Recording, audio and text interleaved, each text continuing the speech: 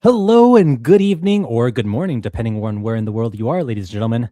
My name is The Advocate, and today we're here for another discussion of, Oh of no, trash. it started already. We're here for a discussion of trash or rubbish, if you're from the UK, of House of the Dragon, Season 3, Episode 7. No episode title has yet been revealed for that, but don't you worry, ladies and gentlemen. We're here to talk about it anyway. And here to discuss with me this episode, we've got my good buddy, Grease the Cruel, whose favorite Targaryen is not Maegor the Cruel, unbeknownst to anyone who may think up there. otherwise. He's up there. We've got Becky Does Blog, who loves some good Targaryens and some good dragon fighting action, but only if it makes sense for the story and plot. Of course. Yeah. And then we've got Ricky, Voice of Old Town, who's here ready to crash out, who's been crashing out for a full week, and he's ready to crash out some more with us. So stay tuned for that. Hell yeah. W intro. Hell yeah. And so, yeah, we're here to talk about House of the Dragon Season 3, Episode 7. So I think I want to get everyone's overall thoughts on the episode. So last time we started with you, Grease. This time I want to start with Ricky, since you've had this episode for almost a full week. What have your thoughts been on episode 7 of season 3? What are we doing, man? Like, what's going on? Like the whole thing about we don't have any money, so we can include the dragon seeds at the gullet, and then we have this random ass fight scene between the dragons, and then Rhaenyra Targaryen, Daemon Targaryen, Adam of Hall are watching House of the Dragon with us. Like they are the audience. Like we are watching House of the Dragon with them. Like I get that whole the dragons are complex thing, but making it out to be like this, like where dragon riders are actually watching their own dragons and be like, oh well, let's see how this turns out. Like they are watching House of the Dragon. Like I don't know. We'll get into all the specifics, but it is unfortunate. Not a big fan. Yeah, likewise. Before we get to your guys' thoughts, I'm sorry. We have a couple super chats. Or not sorry. Thank you, everyone, for your super chats, guys. No, seriously, thank you, guys. We have Steve Holton in the chat. I believe this is to you, Becky. Oh, thank you, Steve. I appreciate that. So he says, hi, everyone. Showrunners subverted expectations with a pretty uneventful penultimate episode. Did we really need Cole on a pole? Cole on a pole? Him and Alicent Wonderland and a dragon draw. I feel like Corallis, can I go back to myself? Do you know what? That's a perfect comment. That is perfect. I agree with everything you've just said there. So thank you so much for letting us highlight that. And then we have another super chat here from Nicholas Valentin Padulo. I don't know who this is for. It's I think mine. Okay. I can't believe how everyone is praising the episode on Twitter. Not ironically, 3 out of 10 episode being generous. Well, we'll get to that, but I'm not far off. Mm-hmm. All I can say is there was a lot of glazing going on Twitter, and I don't agree. Thank you for the super chat. Why don't you expand on those thoughts, Grease? Why don't you share? Oh, I wasn't ready. Okay, all right. Go for it. So, JC has copyrighted this whole thing I'm about to do. I just improvised it, but God damn, this episode was trash. I mean, what are we doing? Like, why did we waste so much budget on this nonsense? Like, I liked Aegon in this episode. That's the extent of what I liked in this episode. Everything else was just like, what are we doing? Like, Harrenhal, why? Mysaria, why? The Jurassic Park fight in this episode, why? So I don't even know what to say. Like, yeah, that's my thoughts. Go ahead, JC. Becky needs to shine some positivity or more neutral take. Oh. Becky, you should go first. Ladies first. No pressure then. Okay, positivity. Positivity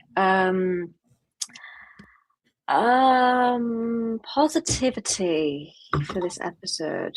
I'm struggling to find. For me, I don't know if it. I think episode 7 had I guess, a little bit more eye candy, and it had, I guess, that ending with Sunfire and Aegon, and then you had that reveal of Ulf being the traitor, the chess piece that was on Ormond's board. But if you remove those scenes, I think this would have been the worst episode of the season so far. I think that's fair, Yeah. JC. Yeah. So It's hard for me because they're all like, yeah, it just garbage, kind of but- bleeds together into a just a giant vague blur of blah. But yeah. and if any of you guys in chat truly did enjoy this episode and thought the dragon battle was amazing, like, we're not here to take anything away from you guys. Like, that's awesome. I thoroughly wish I could have enjoyed it as much as you guys. We're just being honest with our thoughts, and I'll I just thought personally it was come okay. to your house and take away your enjoyment, though. Ricky will That do is that. always my goal. I He's usually the voice do. of I Old go to Town. people's He knows houses. everybody. I go to people's houses and take their enjoyment. Like, that is what I'm usually aiming to do. Like, whenever I voice my opinions on the. That's how we got voice of JC. Old Town That's stream. why JC's a hater now. That's right Ricky, there. Yeah, Ricky- certified. Ricky the Outlaw for you. Dahlia, that is a perfect description. All action, no substance. And actually, we didn't even have that much action. It's just some action, no substance. We got some action. It might not have been violent action. Well, yeah, but, that, I mean, my bad. Oh yeah, in that respect, there was a lot of Yeah. action going on in this Yeah. episode. So, where do you guys want to begin? I think. let's go off your notes. Okay. First of Oh all, yeah, I took notes, guys. Just for those of you at home. so organized. I wish I did wait, that. hold on. Keep it up there. There you go. Wow. Okay. Oh, let's talk about Alicent. So at first, that nightmare scene with Aemond had me fooled because I was like, really? We're having teleporting Alicent appear out of nowhere? Then he woke up and it's like, oh, he's not having sex with his mom. He's having sex with Alice. Ha ha ha. Even though, they actually filmed Olivia Cook and Aemond's actor getting it on. So it's like, all right, well, that's kind of weird. But then we actually did see I teleport. don't get it. It's comical at this point. It's like a comedy. Like, it's supposed to be like this. Because she was inside Harrenhal, and like Aemon was walking away. Like, what was it? Like 2 rooms, and then she spawned in. She's like, "Hey, I'm walking here." Yeah, it does. It's like, it's more, I think, a justification for the way they framed House of the Dragon. They're like, well, this is a story about Alicent and Rhaenyra, so we have to give Alicent something to do when she doesn't have anything to do in the books. And then the dance segment, and now we're forced to watch whatever this is. You guys remember, like, in season 5 and 6 and like 7, let's just say, more season 5 and 6, where like there was kind of the common meme where it's like characters that go to Essos, that's where they go to just like their characters become less interesting. Alicent is like that for House of the Dragon. Everywhere she goes, it's just the story's terrible. Like it's unreal. Like this episode, like JC said, nothing happened. We all know next episode the whole poison thing didn't matter. Like this had no relevance to the story at all. And it's crazy that we're saying that in the second to last episode of the season. Like, what are we doing? Yeah, it's a penultimate. It didn't feel like a penultimate at all. No, it didn't. Totally just realized that. Yeah, it really didn't. Wow. That I don't even know what else to say about that whole plot line. It was just so much wasted time. Like, nothing happened. It felt like another filler episode with dragons that were in it. My note is literally like that. It's like Aemon's sex scene with Alicent, whatever at this point, everything sucks. That's what I wrote down for Alicent's storyline this episode. Oh, we've got a super chat from Zazman. Oh, Zaz the Cruel. Yeah. Zaz, thank you for the super chat. It's time to meet Zaz the Cruel. Everybody's turning to be the Cruel. So that's hell yeah. What the heck was this episode? I literally paused at the mother-son scene and called Ryan a sick man.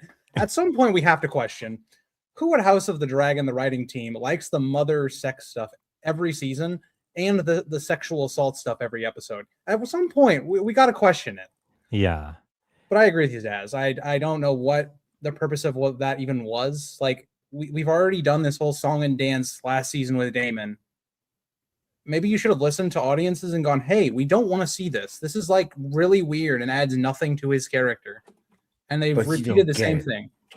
It is like a parallel because Aemon wants to be like Daemon, so he also wants to have sex with his mom. So there's this perfect parallel. So in a way, it builds this, or it creates this beautiful image. And He nuked a town last season. I don't care.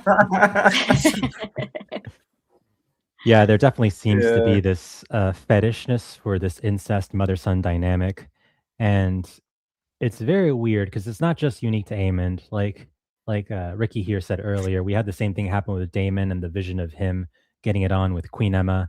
It's a very strange thing, and I'm not really sure what what like who gets all sorts of horny off of this on the writing team. But it's just like, all right, come on, guys, this is weird. Also, I had to say it, but I'm rooting for Aegon. I think, hey, you know what? Let's veer positive here for a second. I think, thank you, Zaz, for bringing up Aegon. I think let's talk about Aegon and Tywin Lannister and Larys, because I think they were the best part about this episode. Do you guys agree? Oh, Yeah. 100%. Yes. 100%. And they tend to be the best in like every episode. Any scene that they're in just seems to be like the best. And that was the same in this episode as well. Like the Aegon, Larys, I mean, even before Larys left the squad, like even that scene when they were just chatting, deciding what to do, they just feel a bit better written as well, and the Yeah. characters feel just more enjoyable to watch. Yeah. So yeah, I think that's a good positive, the positive of the episode. It feels like you're watching a different show when their scenes come up. Mm. Just totally feels way different in terms of just the way the dialogue's written, character motivations, like characters actually seem to make sense. But yeah, JC, Ricky, what did you think about Aegon? I liked Aegon. I thought, yeah, I like that. Despite how I actually expected the resurrection scene for Sunfire not to happen until the season finale of the season, but surprisingly, it happened at the end of this episode. But I thought it was appropriate. I've liked Aegon's little adventure here throughout the Riverlands this entire season. I've thought that his banter with Larys was pretty interesting, and then adding Tywin Lannister, who, hasn't like really shined as much as the other characters, but I thought he's had quite a bit to do, especially these past two episodes. I thought he was pretty cool, especially with his last stand with Aegon as they confront all the Mutin forces. It's just 2 versus 1,000. I thought that was like a really cool standoff. All in all, I have no complaints. The actors have been great. The writing has been surprisingly decent for these characters, and I look forward to seeing what happens here in the finale. Yeah, same. I really enjoy Aegon this season, and I just wish that the whole season would have been like that, because this is a case where this is completely off book. This is completely original material what they're doing, and it just goes to show that we would be there for it, and it is solely about what they are doing in the other storylines. And if I had one tiny little nitpick, it would be, or it would have been chef's kiss if Aegon had his crown in that scene. I would have loved that image, but it's fine. Tom Carney is great as always, and yeah, really, really enjoyed this transformation there, almost like Palpatine, where Mace has him, like it's like unlimited power. Really, really cool. I want to give huge props to 2 groups of people that I don't think get the recognition they deserve on this show. The makeup team and the poor animators who have to animate every single dragon, every single scene with the dragon. Those poor animators, they deserve lots of props. That last image of Aegon and his half-burned face, and then you have Sunfire appearing with his half-burned face. I thought that was really well. I thought it was like, okay, that's a really great like screen capture image moment right there. That's a cool moment. I respect the makeup department and respect to the animators for pulling that off. I agree with that. That scene of those 2 at the end, they both just looked absolutely insane together, just both of them. And I just thought they looked perfect. So yeah, I think that was definitely the part of the episode that I'm remembering the most. Like when I'm thinking back on it, it was definitely like that scene and Aegon's speech as well. brilliant. There's been some good speeches from Aegon and Laris in this season. I'll give it that. Yeah, that was a good scene. I enjoyed that, to be fair. While I agree with everything you guys are saying, I foreshadowed this in previous streams. How is Sunfire even here? Like, I don't understand. Like, unless they explain it next episode. But I've been saying that every stream. I hope they do. I hope they explain it. I literally didn't. My dad asked me what is happening, and I'm sitting here going, I want you to tell me what's happening, just because you don't know what this is. And he was like, when we get to the dad review at the end of the episode, this was a major problem from him. So I was like, oh, that actually surprised me. But brother, the dragon, the only foreshadowing to it being alive is Aegon goes, it's alive, but like how? Please, like next episode, there needs to be like an idea of like, okay, this occurred, so the dragon was alive somehow. Like if they throw out dragons can have comas or whatever, and somehow that keeps them alive, I'll accept it. Okay, even though I think that's a little fluky, but like, okay, sure. But like, if they don't say anything, I'm going to be sitting here going, okay, this is a massive plot contrivance. That Sunfire shows up. It's on the brink of death. All these people thought it was dead. It was being used as a forest attraction, and now it's all of a sudden it can walk around and blow fire, and it's all good. That's my only thing I didn't like about it.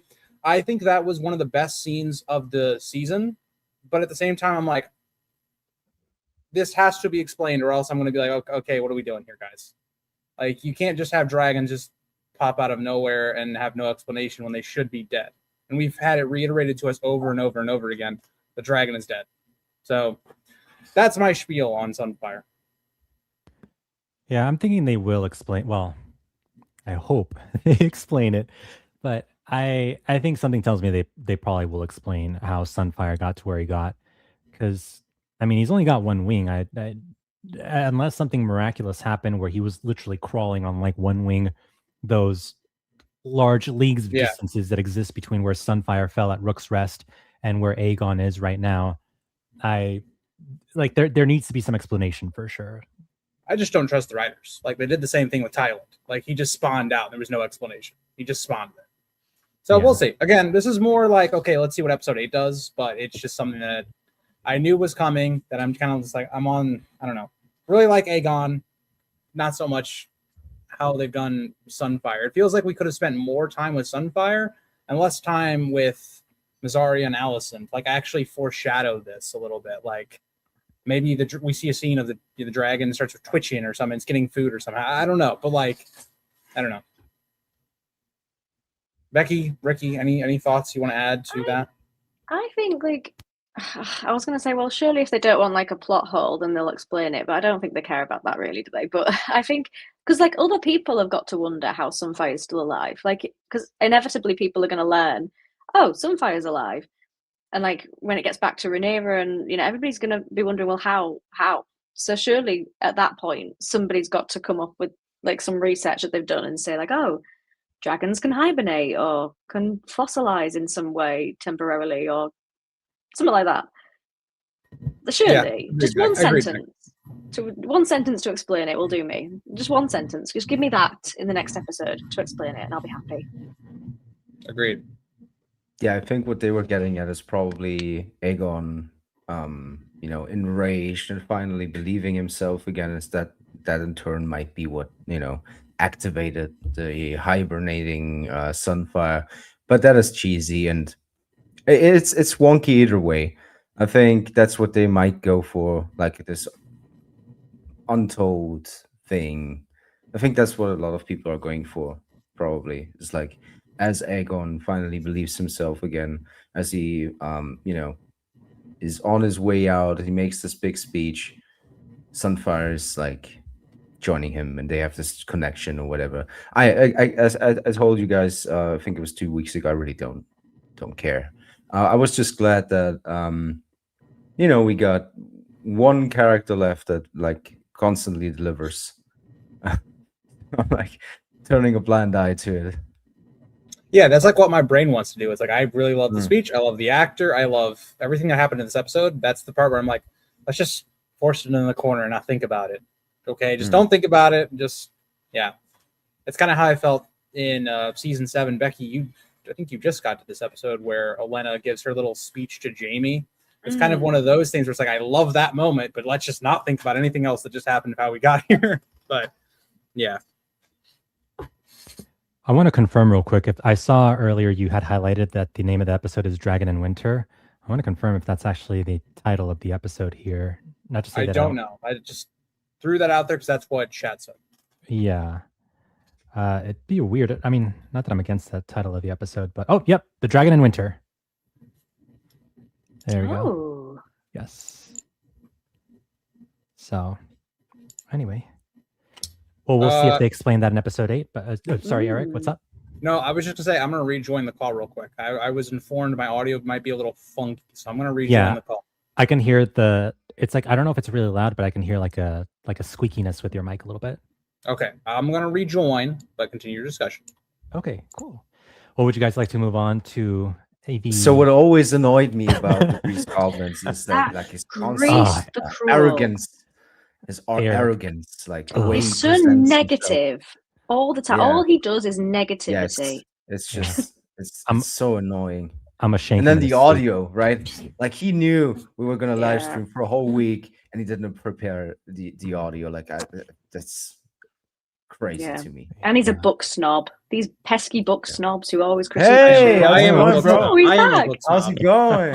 What's up? Just happy birthday. So good to see you. We love Grease. Have you guys heard of this book? It's really good. I actually just read like the part that the show hasn't gotten to. I can't wait to be disappointed. Man, he came prepared. He prepared for a whole week. That is So can I move us to talking about Daemon and Rhaena and the dragon battle scene? If you'd like to. Yeah, I feel the same way, Eric. Yeah, I think we were talking about it earlier. I think this dragon battle just doesn't do much for me. It's just like, and no disrespect to the people that actually enjoy the spectacle of seeing these dragons in action, and it is cool to watch. But I'm more of a viewer that I need to have an actual substance underneath why this dragon battle is taking place. For example, in the Battle of Blackwater Bay and season 2 of Game of Thrones, like you knew the stakes that were at play. Each character meant something to the story. Greasy, okay? Oh, I'm just thinking about how season 2 is well written and just thinking about this show and the comparison. Yeah. Whereas like this episode, we have that dragon battle, and I mean, it's cool, but the foundation underneath that battle, I just... call me a cynical bastard, but I just don't feel anything for these characters. It's like, Daemon Matt Smith is doing his absolute best to actually portray this hurt and damaged father, and he's doing an actual admirable job. But I'm sorry, the script, not this necessarily the writing for his character, but just like this scene that they place him in, it's like, all right, Daemon, we really want you to really care about this Rhaena Nettles, this Rhaena girl. All of a sudden, we want you to care. She really means a lot, and and Sheepstealer needs to die in this scene. I guess we're killing off the Sheepstealer dragon here, which kind of came out of nowhere. But it's like, all right, well, okay, I guess Rhaena's, Sheepstealer's dead. Rhaena's goose chase this entire season is over. Rhaena's back in Rhaenyra's camp. What did this accomplish? Was that dragon battle necessary? I mean, it was cool to watch, but I didn't feel anything, guys. I'm sorry. To those of you who enjoyed it, great. Personally, I just didn't. I mean, with 9 episodes left now, I think it is fair to take a look at it from the perspective of, okay, we cut Nettles, and what did we replace it with? And we even get like this little remark about, what was it, living amongst nettles and sheep. Like, fuck you for that. Because what you replaced it with is just completely devoid of logic. Like, oh man, I could just, I don't know how or why you would do this. Why? Because now we have Sheepstealer and Rhaena divided anyway. So what was it? What was the point of it? You could have just had Nettles. You could have had Rhaena and Morning, and you could have just done something, at least do something meaningful. If you are gonna just replace them and make us feel for Rhaena after having all these scenes, and now she's back in King's Landing, I don't expect Sheepstealer to fucking go to King's Landing and rejoin Rhaena Are you sure So about think- this? This is House of the Dragon we're talking about. Anything is a Oh, possibility. I'm not allowed to talk about what I think is going to happen because it's Oh, yeah, it's yeah, very yeah. Save it to spoiler. the But end. I think Yeah, save it Sheep to the end. Stealer is going to come back for something huge, and I don't know what were they thinking. Like, if you replace something as meaningful, as near and dear to the fans as Nettles, you replace it with, okay, well, Reina has nothing to do. That was the extent of it. That was all we are in for. Nothing meaningful, nothing like, I don't care that Reina is sad about not having a dragon. You could have had this. And actually, this would have been a very, very heartfelt and positive end game for her to then, after all the chaos, being able to hatch a dragon. Like, that would have been something that actually does something for the story, lifts it up. This is just depressing and sad and bad. Yeah. Yeah, thank you for the super chat, Danny. Appreciate you as always. But yeah, Sheep Stealer is a victim of the war. Should have let Sheep Stealer just do their own thing, and then Reina stumbled upon this plot, and things went terribly wrong. I'm curious about the casual fans, because I know a lot of casual fans who maybe aren't enjoying the season as much. One of the biggest reasons that I'm hearing from them is that these past couple of episodes, there hasn't really been much in the way of action, like as the first 2 episodes of the season were. But I'm curious, the problems that we have with this dragon battle are obviously because we obviously have a problem with Reina replacing Nettles and just the dynamics feeling forced. However, I do have to ask, do you think casual fans will have enjoyed that dragon battle scene that occurred in this episode? Do you think that will elevate this episode to the point where they compare it with the first 2 episodes of the season? Or do you think they also have the same problems we do where it's like, it just, I don't know. I feel like the reason that maybe we don't like it as much is because we're comparing it to the potential that the story had Nettles been included. But because Nettles isn't part of the show and they're trying to force this Reina dynamic, we don't enjoy it as much as maybe a casual fan who isn't aware of Nettles. What do you guys think on that? See, but I can kind of separate Reina from Nettles. Like, I'm devastated that Nettles isn't in it.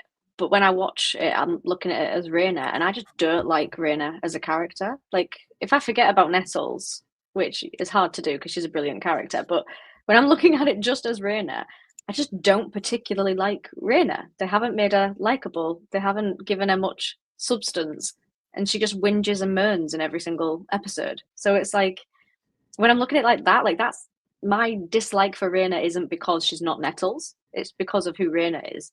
So I'm wondering if other people view it like that. Like, I've never seen anybody say Reina is their favorite character. Maybe I'm just not looking in the right places for it. Do those people exist? That's true. I guess like even if someone were a non-book reader or just someone who's watching this show casually, I can't imagine that there's a lot about the Reina character that would appeal to anyone watching the show. And even this season, when they've added a little bit more sprinkles of like, oh, look, Reina's super important to the plot now. I can't imagine people changing their mind on Reina too much, but I could be wrong. JC, all I'm going to say is, in this episode, we watch Damon tell Reina to run, and she runs physically on her feet when there are dragons above her. Yeah, I was like, is she stupid? Like, oh, well, she is stupid because she also was like, hey, I'm just going to randomly go rogue and just start messing around in the Riverlands. And like, after 2 weeks, she's like, I can't take the exile life. I'm going to go hunt down Vhagar and just screw my father, right? Reina is the worst. She's up there with Alicent, of course. Alicent's the worst character. Let's not take Alicent's title from her. But Reina's up there. Like, I don't even think it's a book thing at this point. Yes, like Becky said, I love Nettles. I think it's crazy to me they cut Nettles because Nettles is one of the more unique characters. We have so many Fire and Blood characters that are just like another Targaryen. Cool. Nettles is literally the complete opposite of that. And then you cut her, so you have to replace it with something better. And you've done Reina, and the whole plot is, she accidentally played a part in Jace's death, and now she's going to go into hiding, which makes no sense because even as we saw in this episode, Rhaenyra she's not going to kill her or anything. So what was the whole point of extending this throughout the entire season? It was just contrived, let's have a conflict between Daemon and Rhaenyra down the line that just makes no sense. You can't tell me Daemon is so stupid that he doesn't realize Rhaenyra wouldn't kill his daughter or anything.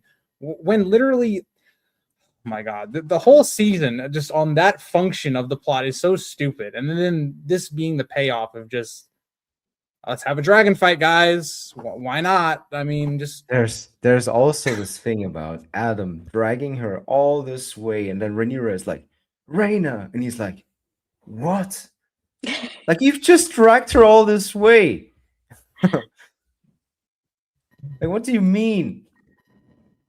And why did Adam run off after her? So Rhaena's like running, and then Adam's running after her. It's like, you both have dragons. Like, this would be a much quicker race if you just got on the back of your dragons. Like, why are they running? But they across the can't field? have access, right? They can't have full control or whatever. They have to watch their dragons fight to make the point that to point out that, you know, dragons are chaotic and we don't fully control them.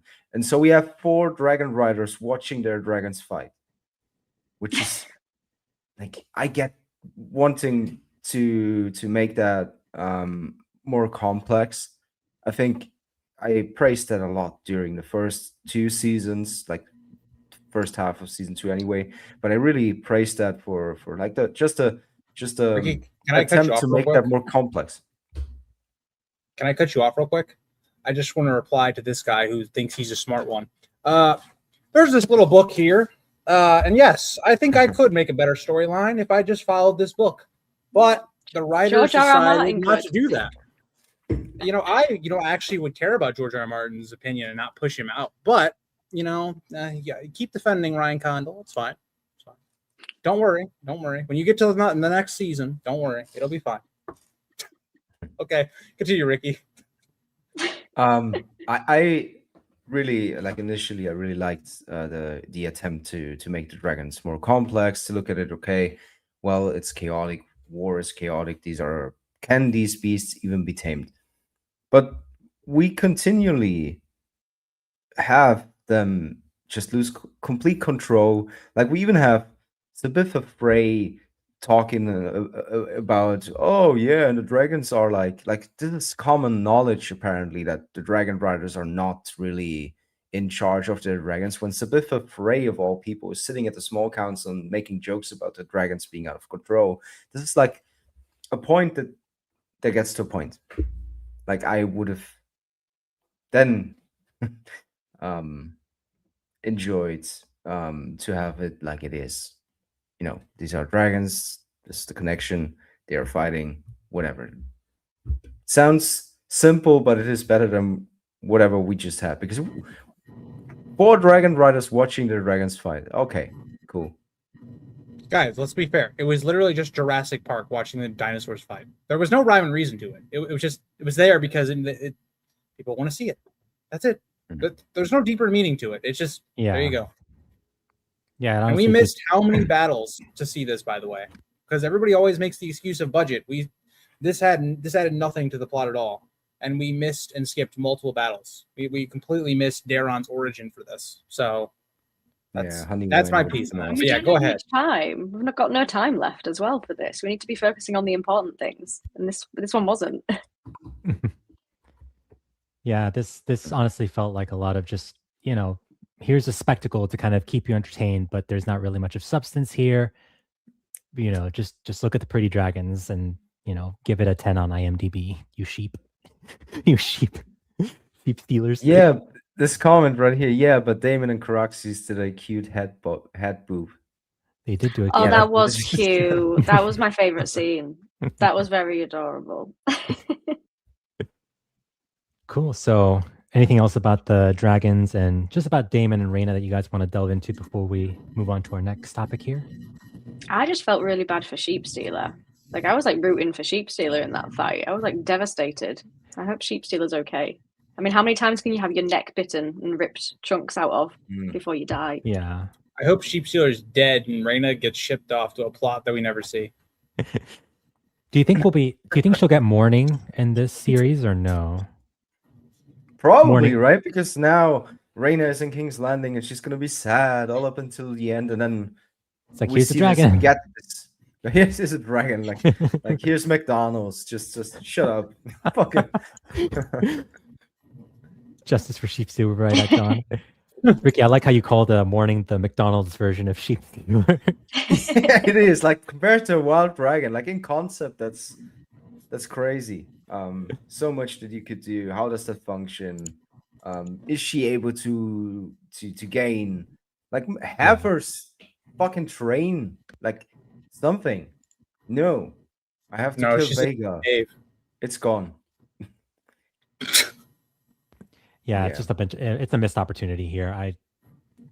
That's what's most disappointing about it. There's a lot of potential that was left on the table, and they didn't do anything with it.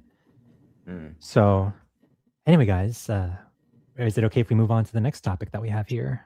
100%. Get us off this topic, JC, please. Save us. Cool. All right. The next one that I have here is, let's see, we already talked about Allison, talked about Aemond. Mysaria and Rhaenyra. Do we want to talk about that? Getting them I- hard hitters, okay. them good plots. So, like, Just okay, irrelevant. here's the deal. I think people are going to confuse any potential disappointment that we might feel and call us homophobic or whatever, because that's what happened. Season 2, episode 6, Rhaenyra and Mysaria kiss, and everyone's like, "Oh, like people are just." Yeah, sorry, Chelsea. People are gonna think like, "Oh, like only homophobes hate this stuff," and it's like, okay, first of all, that's a straw man argument. That's stupid. I am not against, same-sex relationships. Saying, if it's done well, I like any relationship. If a relationship is done well and it makes sense within the context of the story, I am all for, whoever and whatever. Everyone's face, what JC. Oh yeah, the forbidden. We're opening a Pandora's box right here, Matthew. I'm sorry. To be fair, there's only so many plot lines, and most of them aren't good. So you gotta talk about it at some point. Yeah, and so this relationship or whatever, it just doesn't work. There's nothing here that hinted that I know what they're going for. What they're going for is that Rhaenyra can't turn to Daemon anymore because she's now upset. She thinks that Daemon might betray her. She can't trust Daemon, and obviously Mysaria has kind of slipped that seed into her brain that Daemon can't be trusted, which is what has it differently, but similarly what happens in the book, only with nettles and whatnot. We appreciate you being so calm about. I'm trying, Chelsea. It's like I'm about to snap right here, but here, this scene, I honestly think it was just included for just horny HBO executives who just wanted to see two hot chicks make out with each other and have sex with each other, which is unfortunate because it's like, if there was an actual story reason behind their lusting over each other, then that'd be one thing. But this is just like, hey, like we just need to insert this hot sex scene between these two hot women. Just put them on there, make them have sex with each other. It's like, all right. I mean, we could be using the screen time for something else that develops the story further, something else that moves the plot forward, but I guess we're doing this. All right. Someone's horny in the writer's room. I don't know what to say. Grease, any thoughts? Whoa, I've been yapping a little bit. I want to hear what Ricky and Becky have to think about Mysaria and Rhaenyra's storylines. It's just I would've- irrelevant. Yeah. Such a nothing burger. Like you could Exactly. have had her. I don't know, because they were setting it up that Mysaria is now playing the game. She's talking to the Towers, and you could have had something there.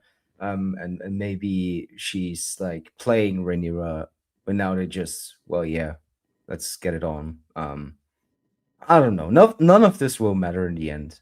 It's just testing the waters if they could do something like that with Alicent and Rhaenyra. That's why it's there. It's like, is this cool? Oh no, we're gonna get 7 trillion dislikes from Saudi Arabia or whatever it was from like episode 6 last season. It's really whatever. Yeah. I mean, let's go back. Obviously they had the relationship in season 2 for one episode. That's it. They haven't expanded upon it at all. It's just been which one came out episode. of nowhere.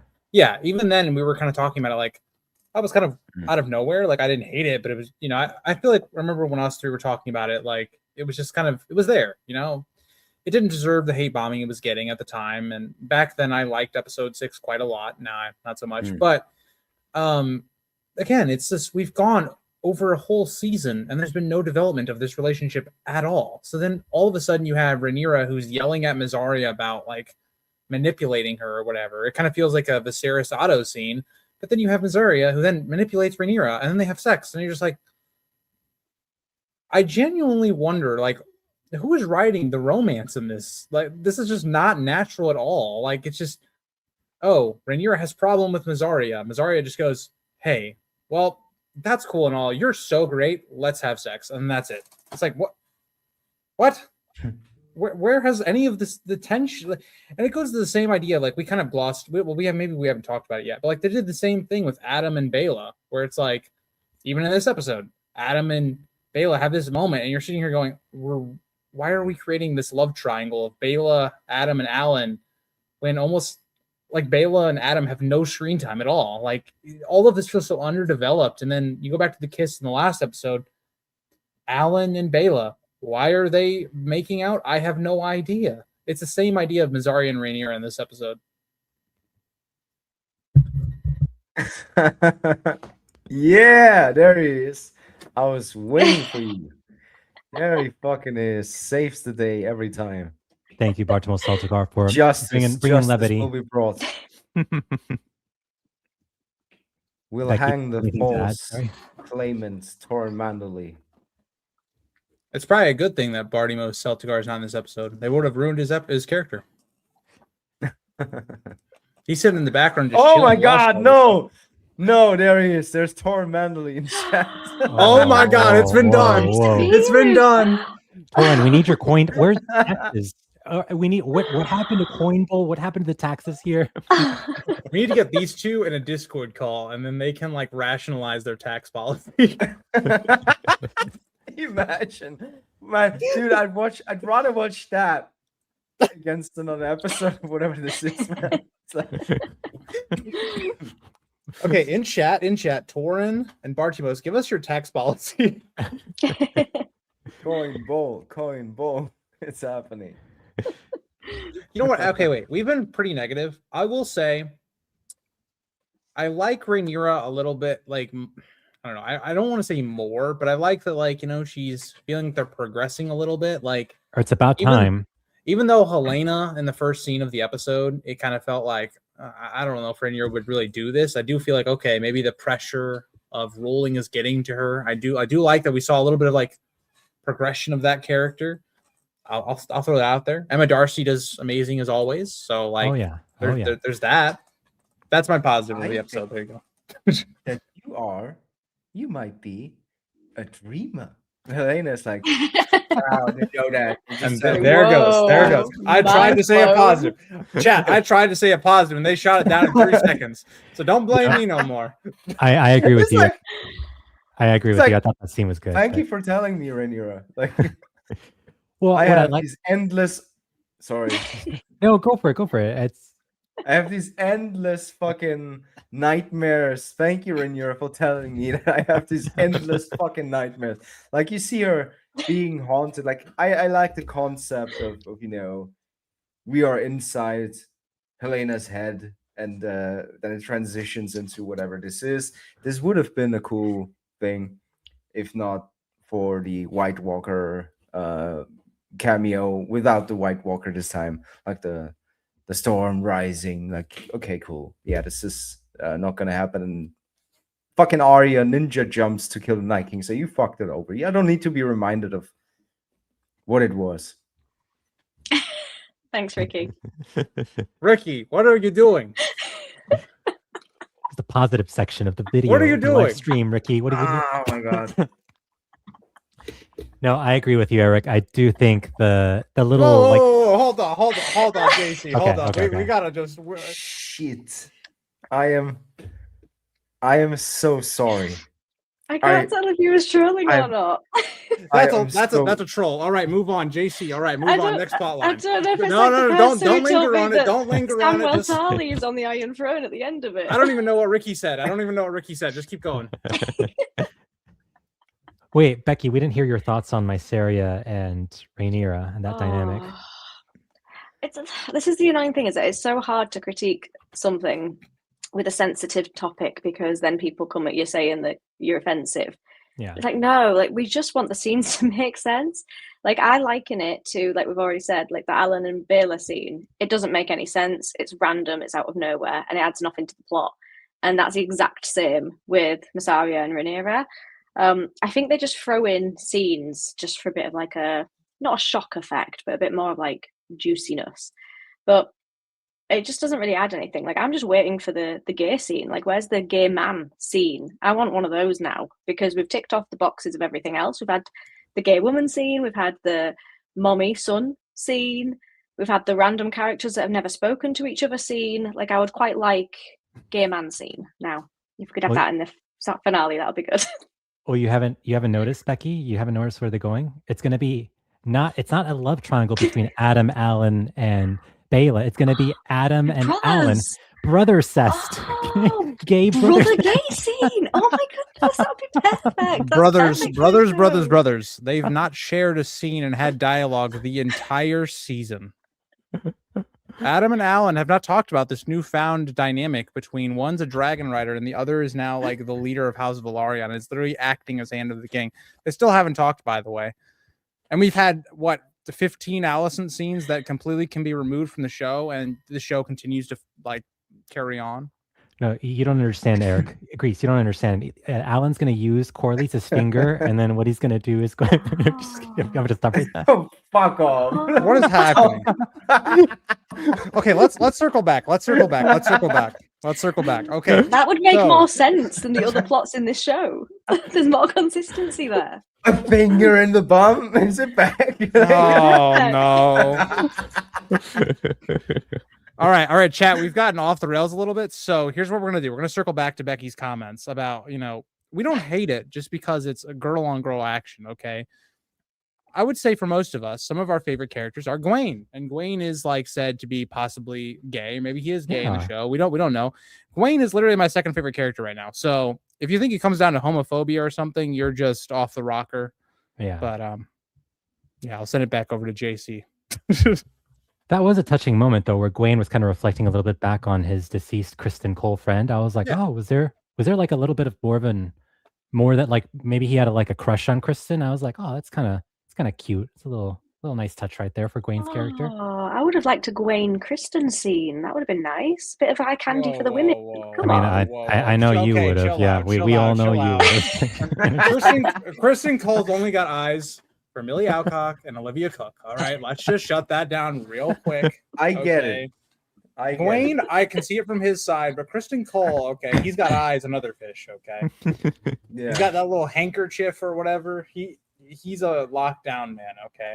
He's in a relationship. Thank you very much. All right. And he died a loyal man.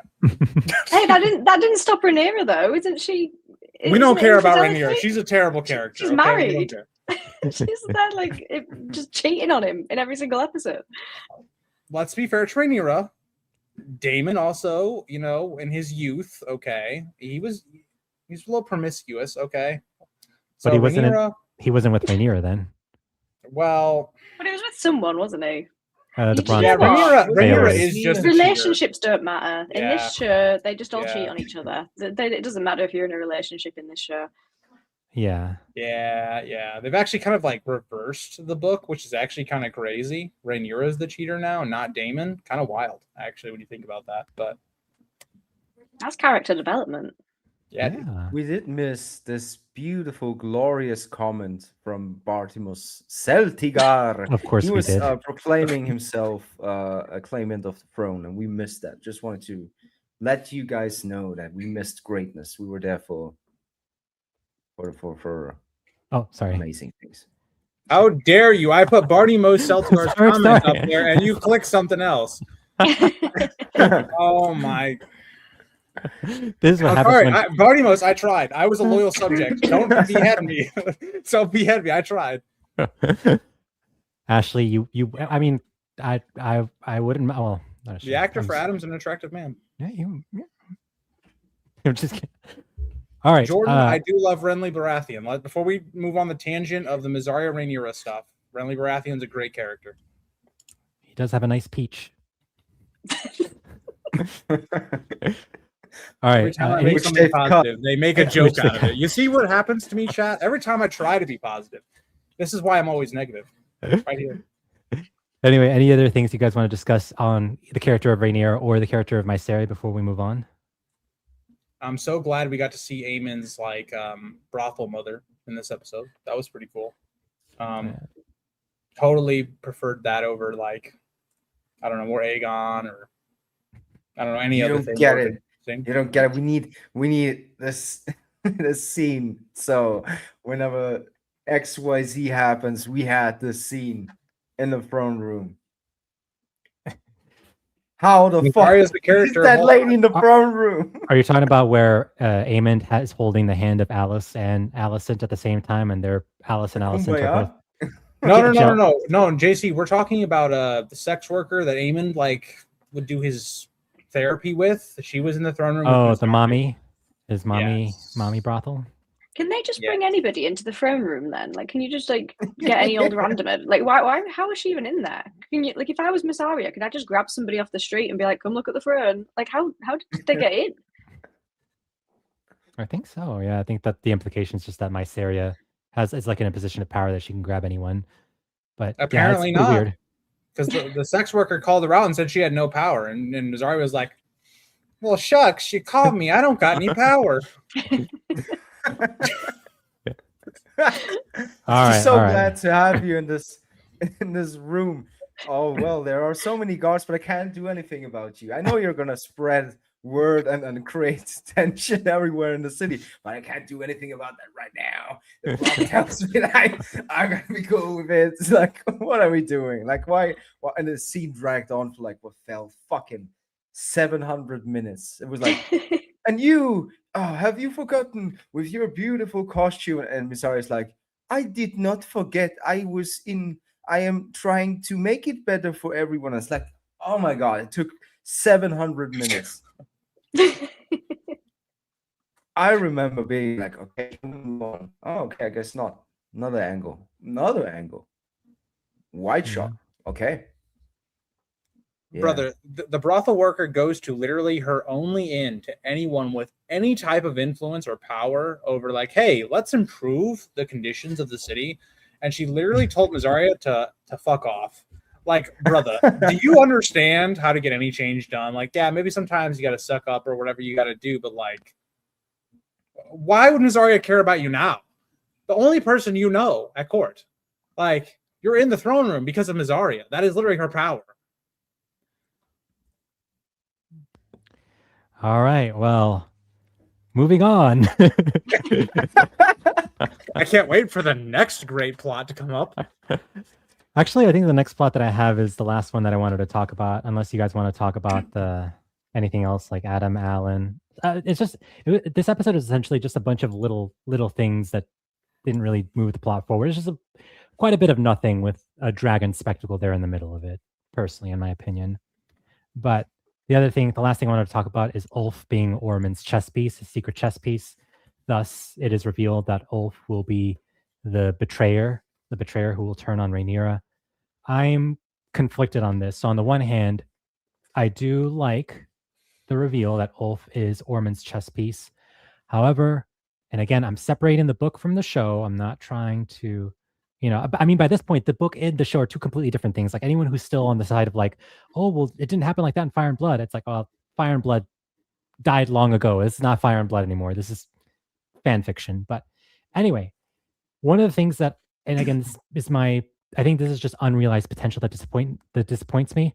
I think I was upset by this because I think I would have much preferred had Ormond revealed his ace in the hole, being Ulf, being the traitor, at the very end of episode 8.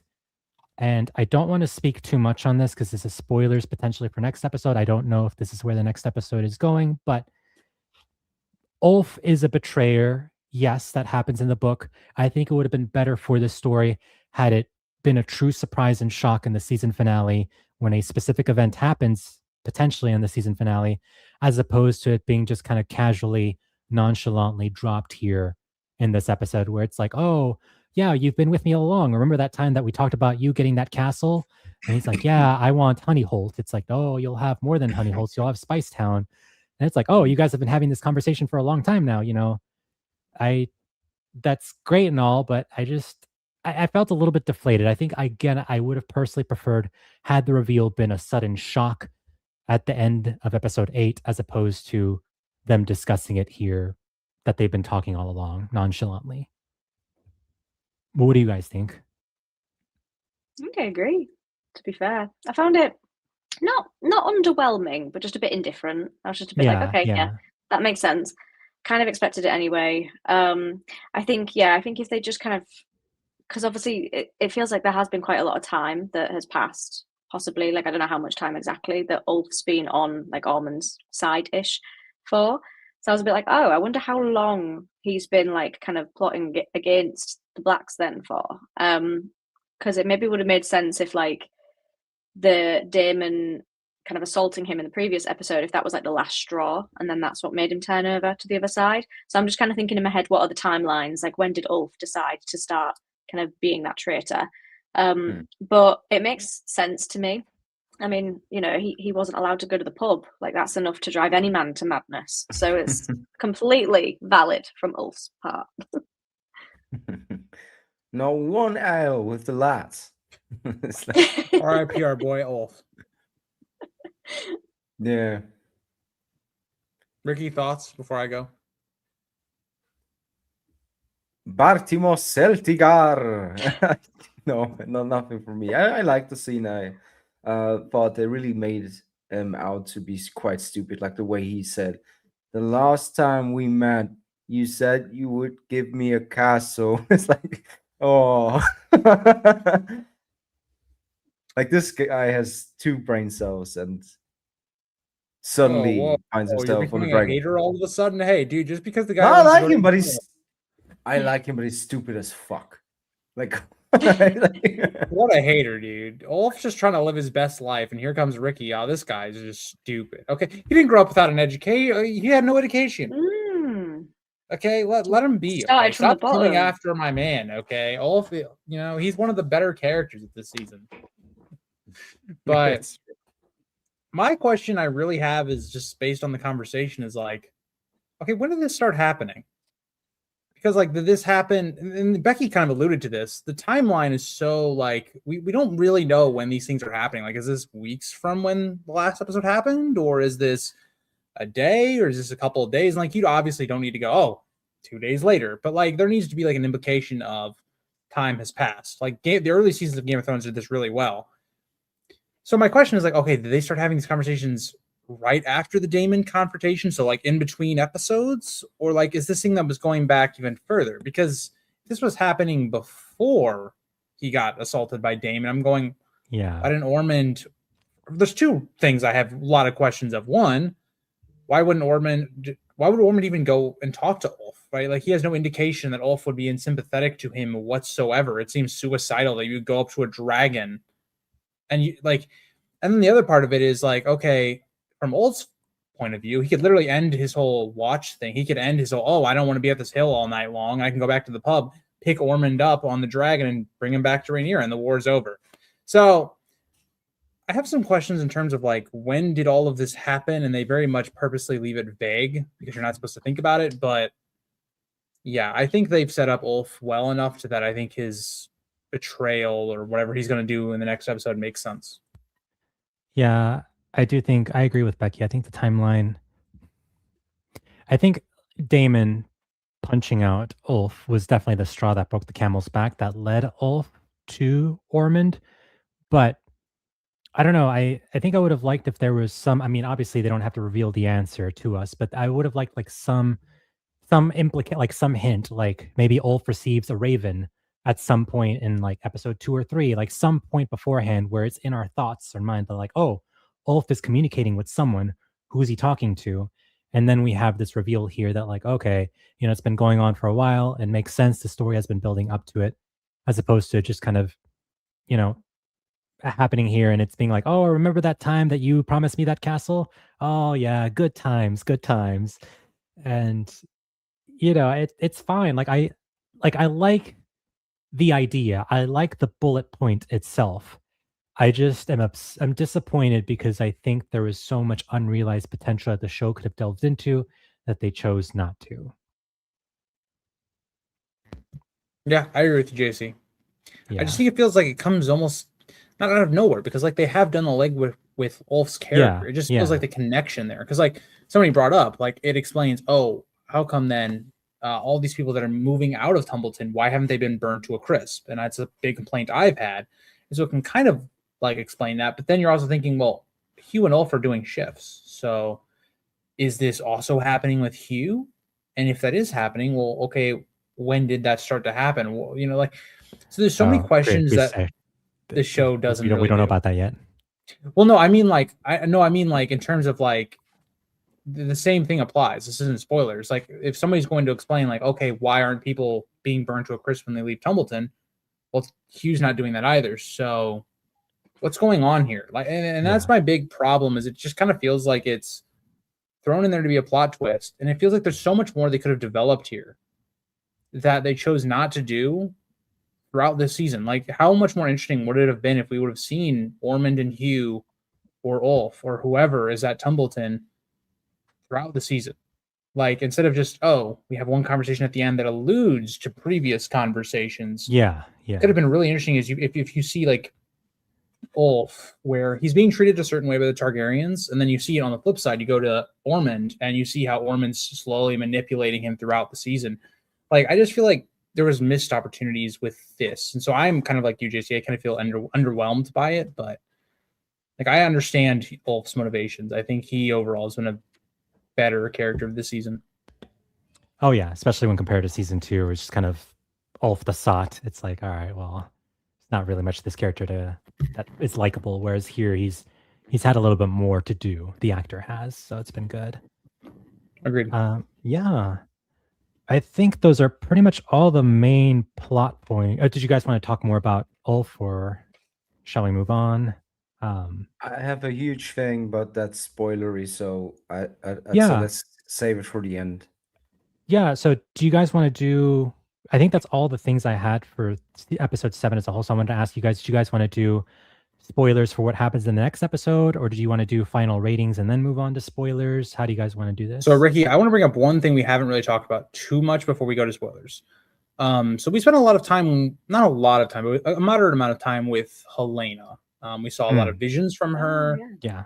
So what did you guys think about Helena's storyline overall? We hinted at a little bit with Rhaenyra and Helena's scene at the beginning, but there was a lot more there. We finally saw Dreamfire. Is that her name? Is that We a dragon's did. name? Yeah, we saw her.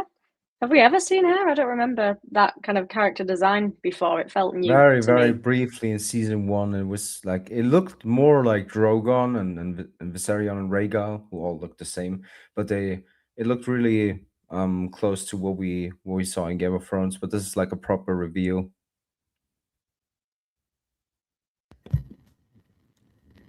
Yeah, I don't know what I have to add in terms of Helena. I mean, I was actually expecting more from her this episode. We saw a couple of her visions of like things that might potentially happen in the future. You know, we saw snow. It's like, oh, hinting at the White Walkers again. Here we go. I was actually expecting. I was like, okay, I'm preparing for an other to show up, and another surprisingly didn't show up. I was like, oh, okay, cool. But moving on now, I guess.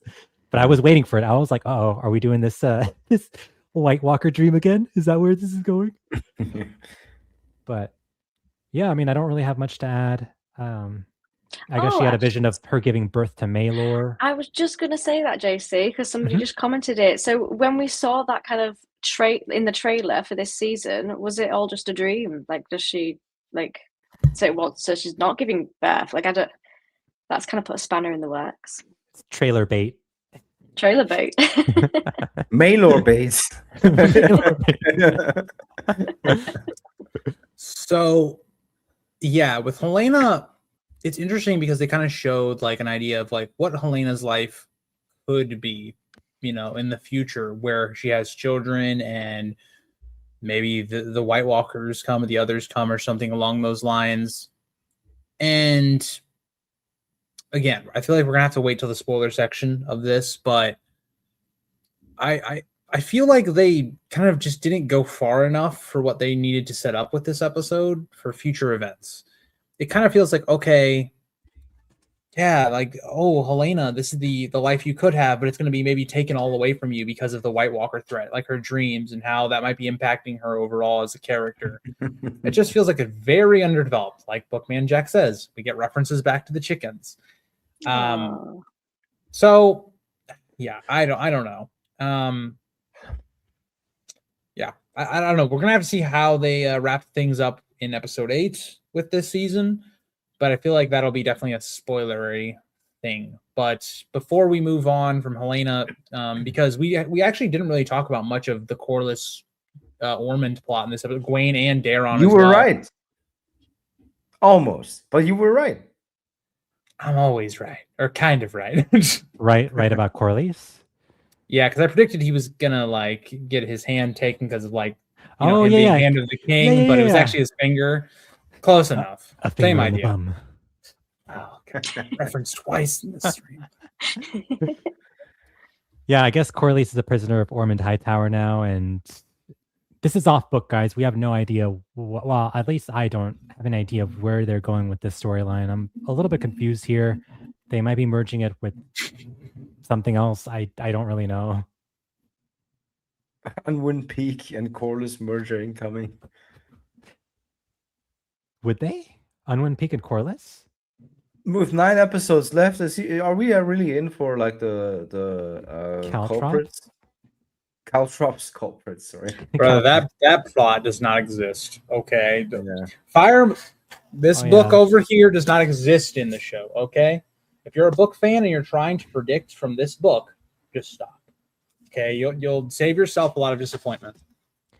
I think the big bullet points will still happen, but the stuff around the bullet points is completely changed, radically different. And even the big bullet points have different context around them. So, yeah. But Yeah. Becky, do you have anything to add about Corlys? Or Ormond. That whole Ormond. lot. Well, he had a nice dinner and then got his finger cut off. That's true. But I'm glad he's alive Yeah. because there was a part of me that thought, oh, is he going to die? Oh, nope, psych again. So, yeah, he's just the guy who keeps psyching us with fake deaths. But I'm glad he's alive. Yeah.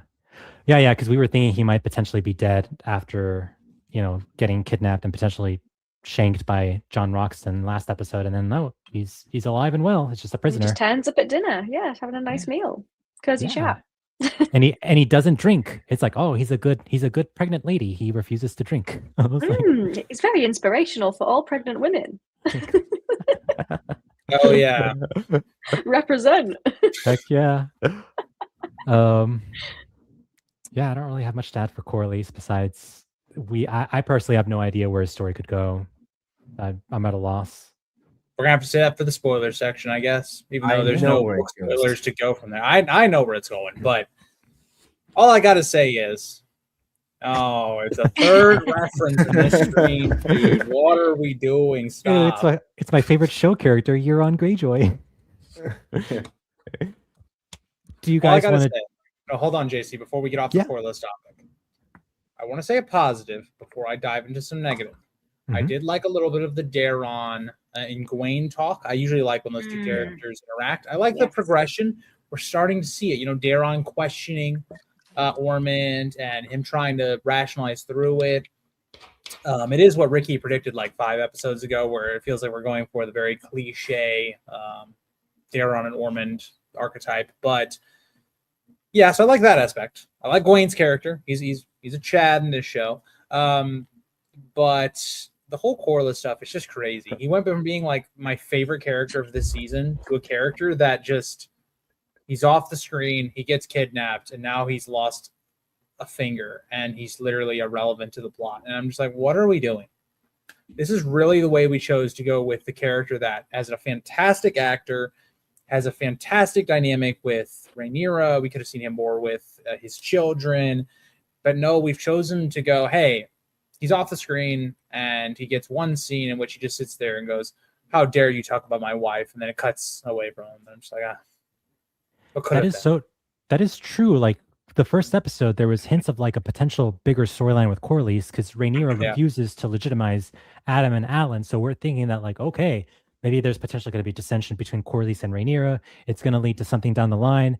And then Corlys just disappeared off to Spice Town. Killing the triarchy. No triarchy were in this episode. 0 out of 10. That's That's true. Yeah.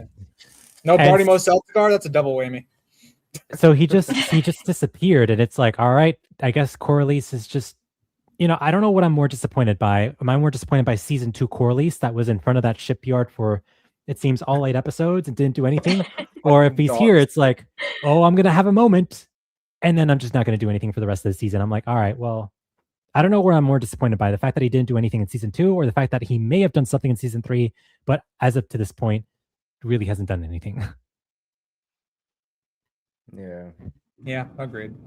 Yeah. Any other thoughts on Corlys, guys, and his finger? There's many things we could say about his finger. Which finger was it? Do we know which one? He had the ring on, so which one do they wear that one on? Which one is it? You know what? If you guys keep talking, I'll find out here in a second. Not that it matters that much. I was just I'll curious. rewatch that section and figure out which finger it was. Which, These are finger the scene. important details that we need to Yeah, know. we gotta dive deep. We can't just always be negative. This is a deep analysis. We need Yeah. to know what finger it was. While you're looking for that, Eric, do you mind if we Yeah, you do your thing. before we delve into spoilers, do you guys just want to do your final ratings for the people here in chat who are not familiar with Fire and Blood? We'll talk our final ratings and then we'll delve into some spoiler predictions for episode 8. Yes, sure. I can't remember what I rated last week's episode. 5.5. Oh, thank you. I rated Show the your same thing. That's how I remember. Okay. I was going to say you were fast then. I'm trying to think what I would rate this one. It's really hard, isn't it? Because like some aspects I feel are actually worse about this episode, but then I don't know. But then there's like a few scenes here that I think they kind of try to make this a half decent episode. It's really hard. It's really hard. Ricky, what would you give this episode, Ricky? A 5. 5? There's just 1 point above last week's. Okay. Oh, you gave it a 4 last week. That's right. I think. Yeah. What about yourself, Becky? I think I enjoyed it slightly more than last week's. I feel more negative about last week's, I think. So I think if I rated last week's a 5.5, I'll probably give this one a 6. Because I think the Egon scene at the end really brought it up for me. And there were like other elements that not enjoyed, but there are elements that I laughed a bit more. Like it was comical, like the incest scenes, they just made me laugh. But that's not the intention. But I think because of the entertainment, it made me enjoy the episode a bit more because I was laughing with disbelief. I think for that, I have to rate it a bit higher. So I'm going to give it a 6. A 6? That's fair. That's fair. So HBO used to have this edict where like they had to show like a nude scene once every 10 minutes. That's not the case anymore. It's just really weird Epstein Island HBO execs that had that rule. But maybe some of those Epstein Island freaks are back and they're like, now we have to have an incest or like an incest thing happen every 10 minutes in this House of the Dragon TV show. Cool. I think I'm going to be a maester and I'm going to revise down my rating from last week. I gave it a 5.5 because I think this episode is a 5.5 for me, but I like it slightly more than the previous week's episode. So I'm going to revise my episode 6 rating down to a 5, and I'll give episode 7 a 5.5 out of 10. What's going on, Eric? Well, yeah, what's up, Eric? What you doing over there? Brother, I'm trying to like deep dive and they never show this man. Oh, wait, hold on. Found what hand it's on? Okay. We just need to know what finger he lost. Okay, on his left hand, Mhm. it is The ring finger. yeah, 100%. It's his ring finger on his left hand. Oh, like his If wedding episode finger. 5, if episode 5 is actually like canon, because I had to go back to episode 5. Episode 6 didn't show it that well. Wow, you did homework, dude. You did your work. You went all the way. I tried my best, dude. I deep dive. Okay, I tried my best. Well, how many fingers out of 10 do you give this episode, Eric Grease. Let's see. This is gonna be a tough one. So there's a 4, and then there's like a 0.5. So 4.5. I gave last episode a 4. This episode's like slightly better than last episode. Which is crazy to think that because Aegon's scenes in this episode were so great, it's just everything else Yeah. was just garbage. Yeah, I don't know what else to say. We've said it throughout the live stream. There wasn't much I enjoyed from this episode besides Aegon's storyline. Everything else was just I didn't really enjoy much. I'll do a dad's rating. This one shocked me, guys. This one shocked me. I had to ask follow-up questions for this one because it surprised me. Mhm. My dad gave it a 5 out of 10. So I wasn't very far off from my dad. And he's never read Fire and Blood or anything. So he's a casual. He's a filthy casual. Is that his lowest rating this season? Yes, that's his lowest rating I've ever heard. Like Night of the Wow. Seven Kingdoms, House of the Wow. Dragon. I asked him specifically why did he give it a 5? And he was like, well, the Aegon's dragon comes out of nowhere. Like, how did it get resurrected? There was he basically was like, almost everything in the show doesn't make any sense. Things just happen to happen. So it's like, oh my gosh, you're becoming me. This is great. So You've influenced him. yeah, I will say I was a little bit more vocal in this episode. I usually kind of reserve myself and I don't react, but I had kind of a season 8 reaction where I was like, didn't like that. That was silly. Why did we do that? Yeah. So maybe he was influenced. I don't know, but 5 out of 10 for the Unk rating and 4.5 for myself. Did Unk like the dragon scene? No, that was actually something he didn't like, Wow. which I was really surprised by. I thought he would Yeah. just eat up that dragon stuff. He's like, none of this makes any sense. So yeah. Cool. Well, do you guys all I want to can say. move on to episode 8 predictions real quick? Just to, and this is we're probably going to do spoilers from Fire and Blood. I think there's no other way we can talk about this without spoiling Fire and Blood. Yeah.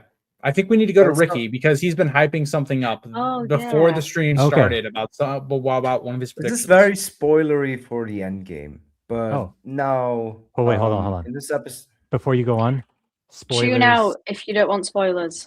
yes. So Spoilers. for sure. 3, 2, 1.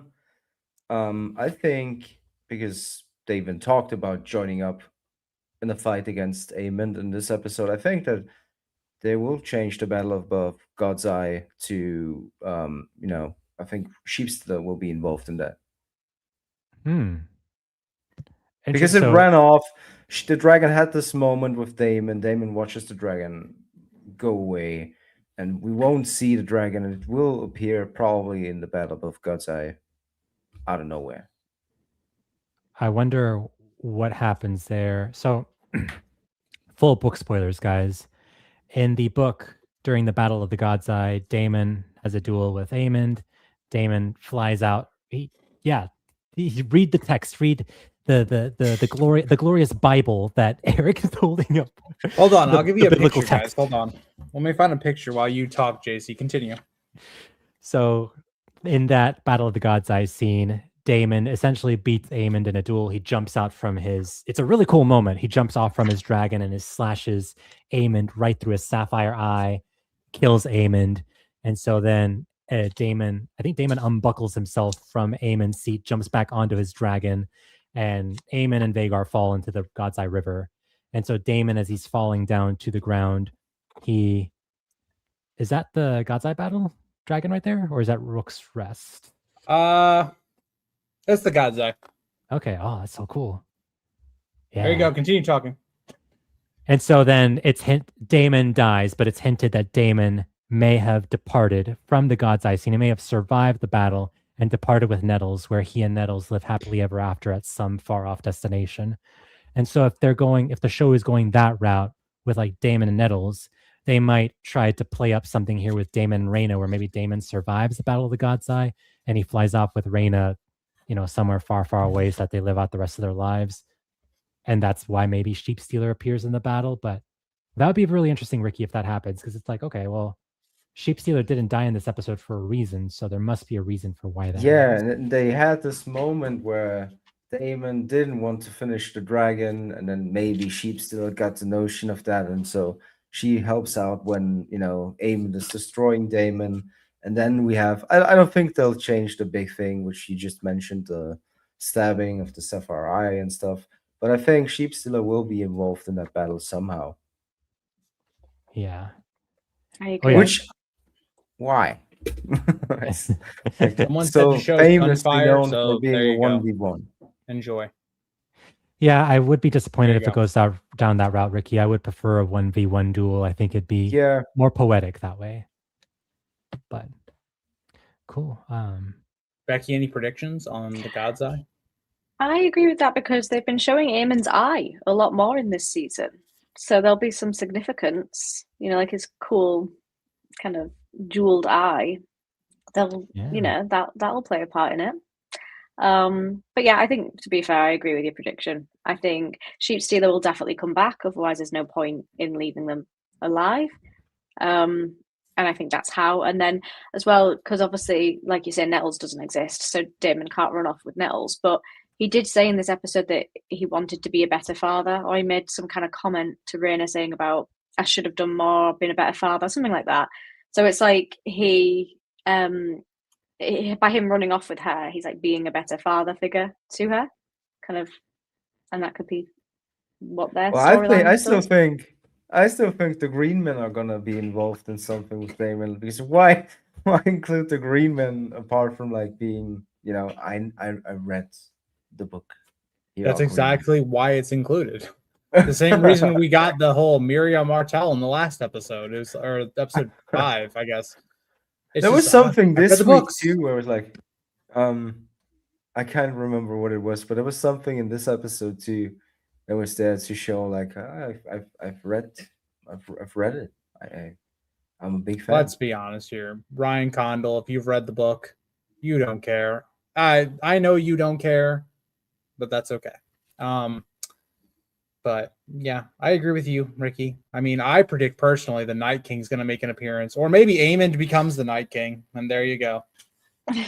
That's my theory. I have no faith at all. So, yeah. What happens to Alice? Well, if we're going off of Fire and Blood spoilers, she's going to have possibly Aemon's child, and then she'll maybe have a situation where she gets taken care of. Maybe not. I don't know. I don't know about in the show. They don't seem to care too much about like the after effects of the dance, given where we are in the story currently, and we have 9 episodes left. That's right. We only have 9 episodes to finish the story, and at the pace it's going, it's like, all right, well, are we going to be able to cover all this stuff that you guys want to cover through these last 9 episodes? I don't know. So, one thing I do want to talk to you guys about, is it okay if we move on to? Sure. So, sure. I do want to talk Becky has about. anything else she wants to say? Yeah. What's up? About predictions for the finale. Actually, I think my main prediction is that Helena's going to die. I think Helena's going to die next episode. That's what I'm expecting. Yeah. I don't know how they'll do it, because there's like different theories, and obviously the her giving birth thing being a dream kind of changes that. But I don't think it'll be far off the book version. I don't think it'll be far off that. Yeah, I think that's a great point. That's something I was alluding to when we were talking about non-spoilers, is like, what are they going to do with Helena? Because I feel like in this episode, they didn't do enough to like, if for say they go with what the book, even George R. R. Martin has kind of confirmed this himself with his Not a Blog post, that big spoilers, that she kills herself. In the book, this seems to be prompted by the death of her son Maelor and how traumatic that is, and all the events that are happening here. Like, you don't really get a good sense of what is pushing Helena to that. Is it her, wanting to be free and having her own life? But even in this episode, they try to say that like, oh, the White Walkers are going to come anyway. So if Helena is to achieve this ideal family, she has children, she lives on this farm or whatever, she has chickens, whatever she wants, that the White Walkers are going to take it anyway. It seems like they're leaning more into the idea that, Walker invasion or the others is going to crush Helena's future or her idealized future. And that what might be pushing her to where she's going to be, mixed with the situation she's in. She's a captive. Rhaenyra is not treating her maybe the best, pushing her to what are your dreams or whatever.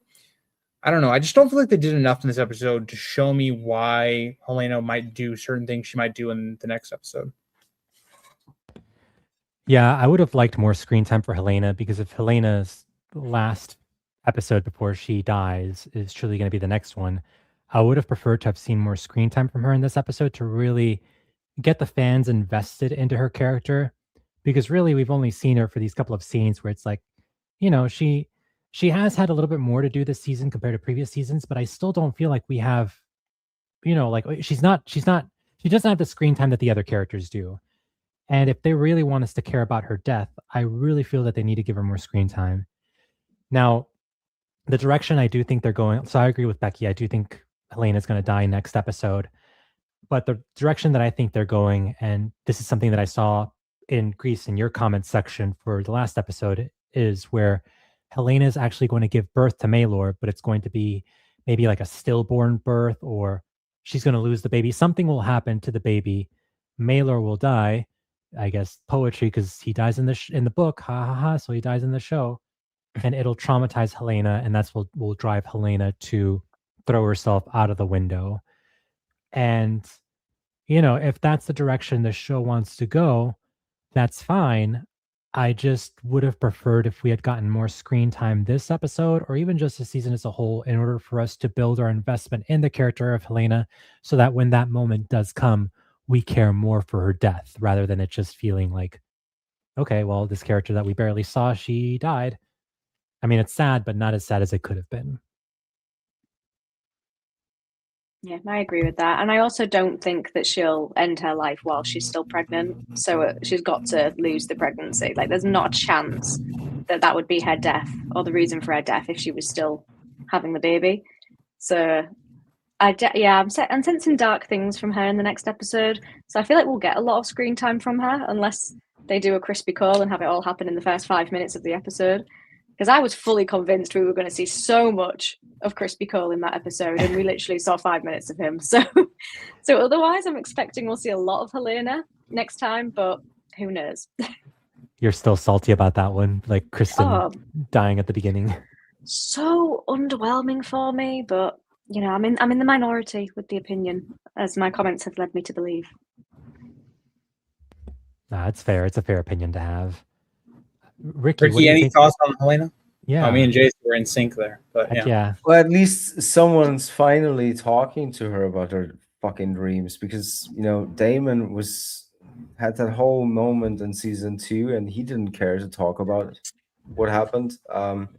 So I guess I don't see the baby being fine.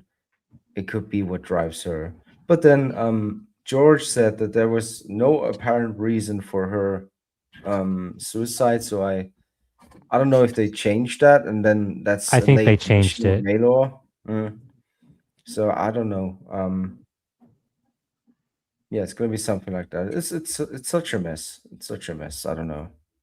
This definitely reeks of, like, maybe originally Helena was going to die for no reason, and then when George pointed that out, they like changed it to cover their tracks, being like, "Oh, look, George was being crazy. She actually died for some reason. She died because her, we're assuming that it's because Maelor is going to be born dead or something, and it's going to cause her depression." So, yeah.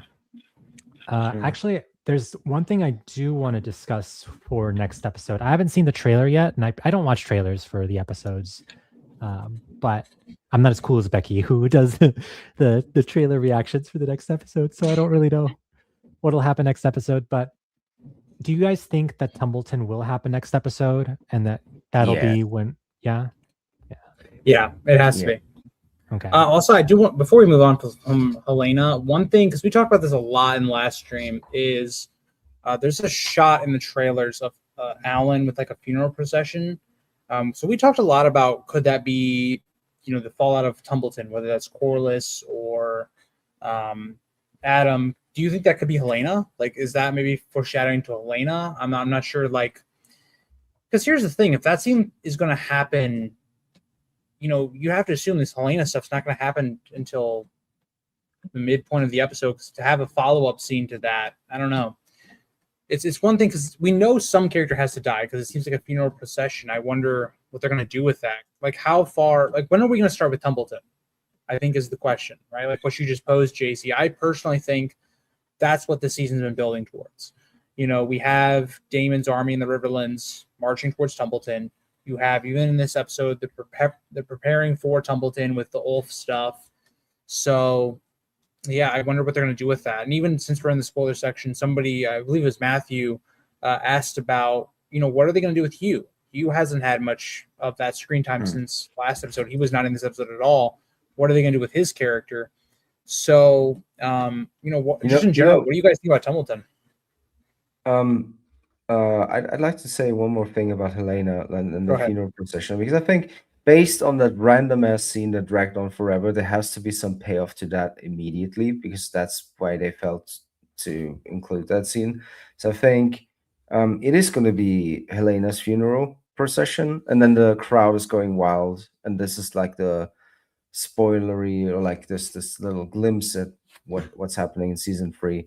So I expect that to take up quite a part of the episode. It's like the tension brewing, Helena killing herself, then the tension brewing up, and then the crowd going wild. And Tumbleton is probably going to end the episode, because I don't rule it off that, Corlys dies, because let's be real, in 9 episodes we're not going to go far into what happens if we even get to the Hour of the Wolf, and then the silly, I took a bad step and fell down the stairs thing, which I think is a stupid death anyway. But I think they feel very free in changing things that they're not going to get to anyway. So I think Corlys might die. Efrent, yes, I do think Ormond will die next episode. I think that's a great question. Like, what do you guys think Daeron's role is going to be? Given that they've strayed so much from what his origin is, do you think Daeron will have a factor? And if Ormond does die in the next episode, is Daeron going to have a factor or some sort of role in that? Just throw that out to you guys. What do you guys think on just kind of that, just in general? Because given where the first Tumbleton goes and where that storyline goes, we're very different from where we are in the show. Yeah. What do you think about that storyline in general?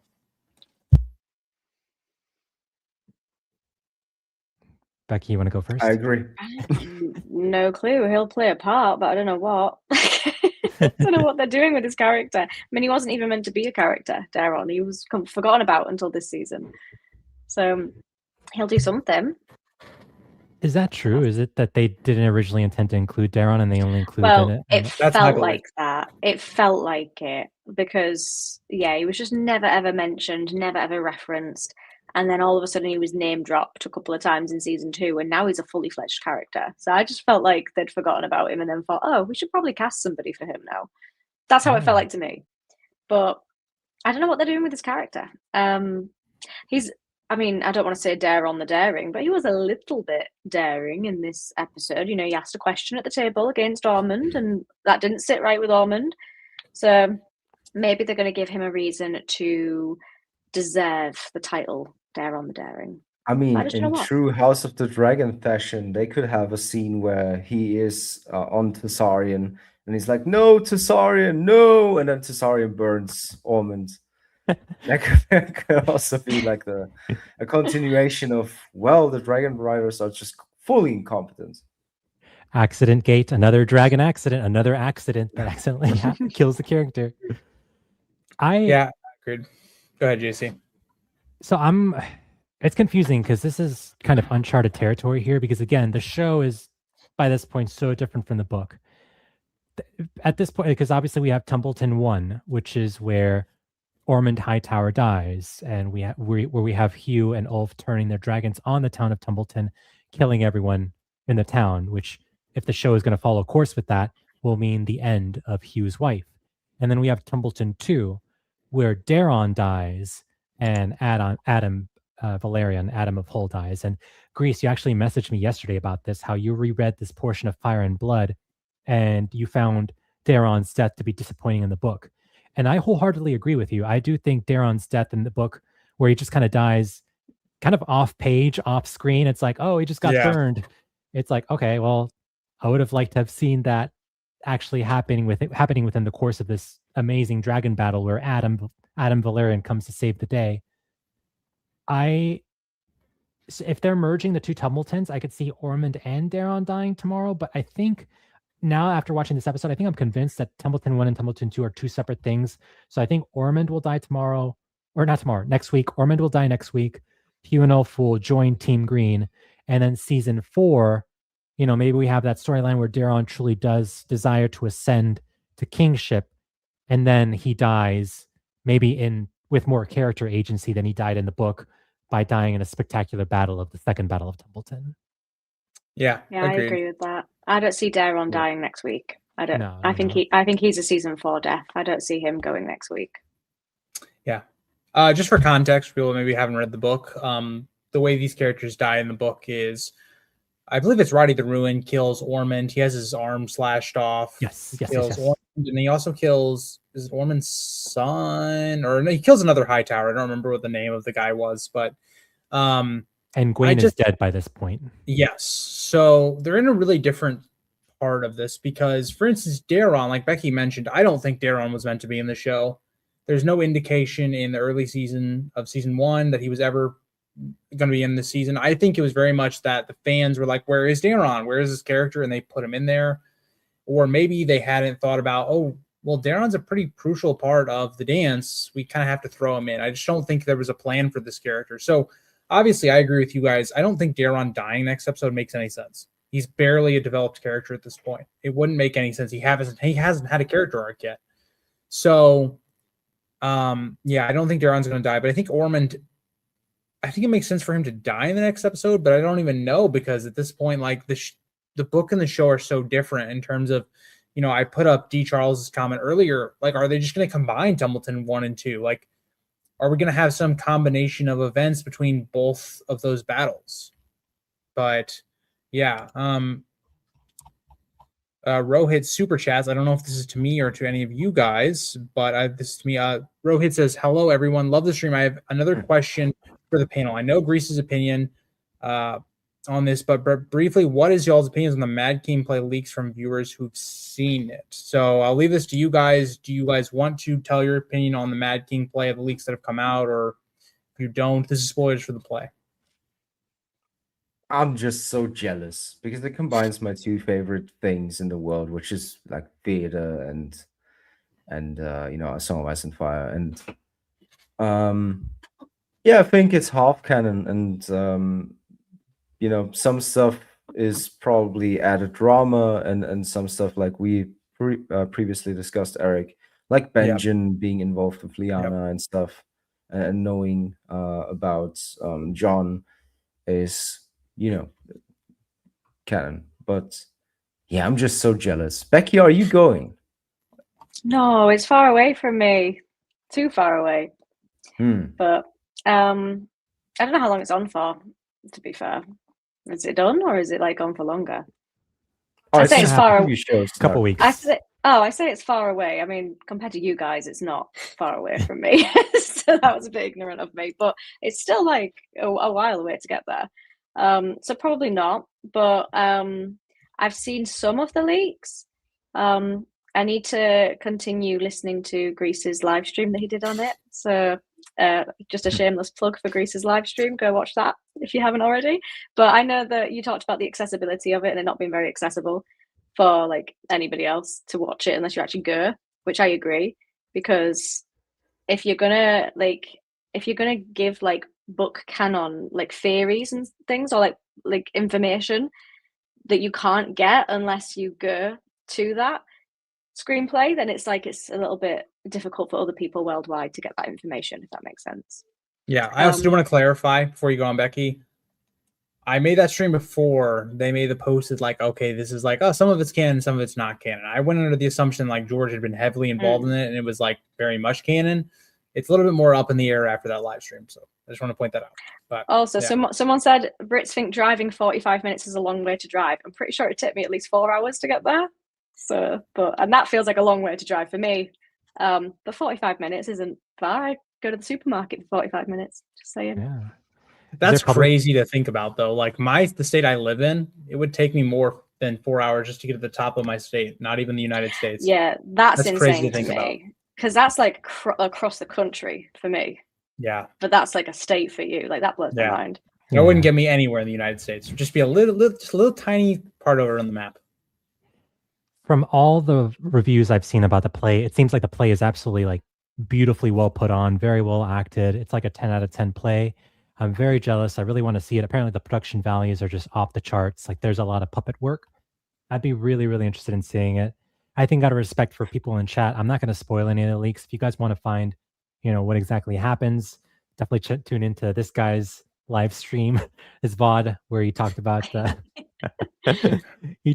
play and all the leaks. But I want to see it. I have faith that they'll do like an HBO Max, or maybe like what Disney Plus did with the Hamilton play. They'll have they'll show the play on HBO Max or a streaming service of some kind where you can watch the play on a streaming service and kind of watch it that way. I have faith that they'll do that at some point down the line, but for now, yeah, man, I wish I could see it in person.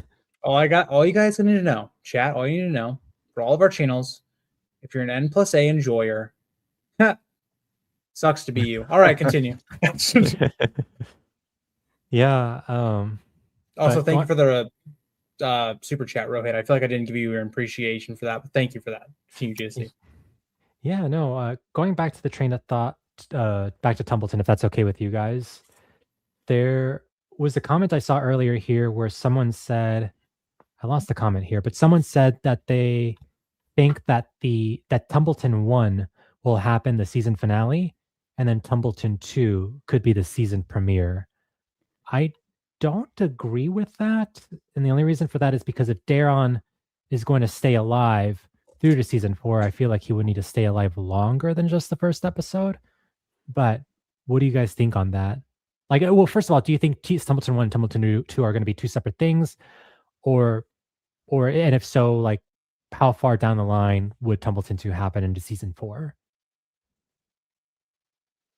I definitely think 2 separate. I think they'll be separate. So one of them next week. I don't know how far into season 4 the other one would be. I mean, if they wanted to start the season off with a bang, they could do it. I mean, they could do it in the first episode. That's fair. I don't know. Like, I'm so done with predicting this show based on the book that I'm just like, I don't know. Like, I think we'll have a better picture after tomorrow's episode, or not tomorrow's, next. I'm doing what JC was doing. Next week's episode, we'll know fully what they did with it. Like, did they combine elements of the first and the second, or did they what did they do? Because depending on how that goes, like, we might have a whole different like plot line than the book, so that we might not even have like this quote unquote Tumbleton 2 at all. So yeah, I don't know. We'll have to see on that. Do you think Daron will be the one to kill Ormond Hightower in the finale? I don't think he'll be the one to kill him. I think he'll overcome Ormond. Like, I think he'll defy Ormond. He'll come into his own. I just don't see, like, what's the avenue of which Daron kills Ormond.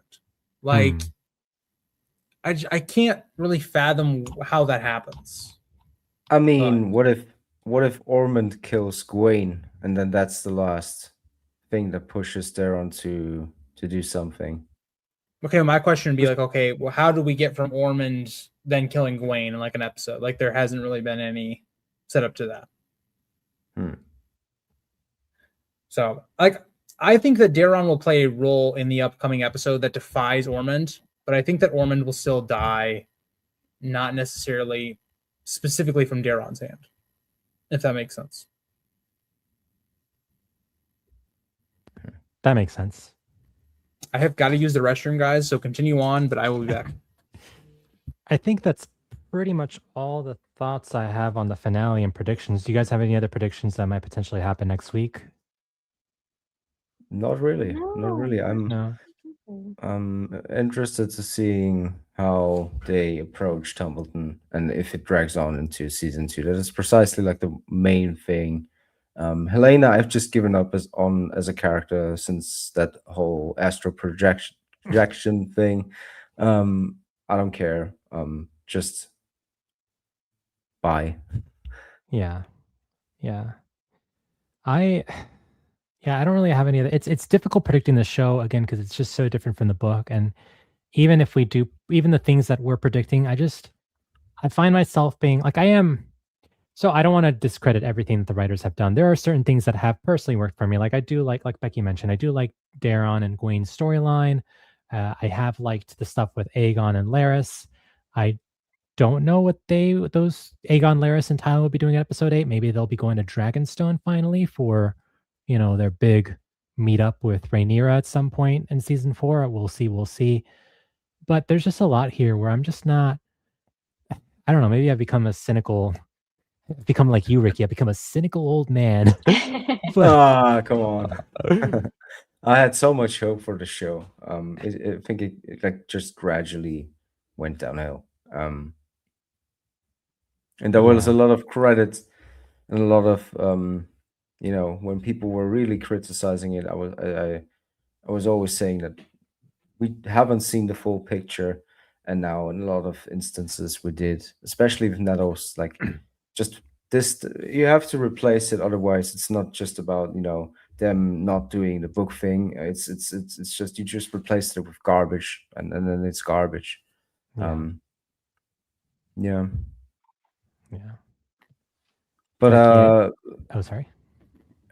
I was just about to say something about Chris, but he's here Brother, already. why is it that every time I leave, you guys try to yap about me? Okay, I have my headphones on. I can hear what you're saying.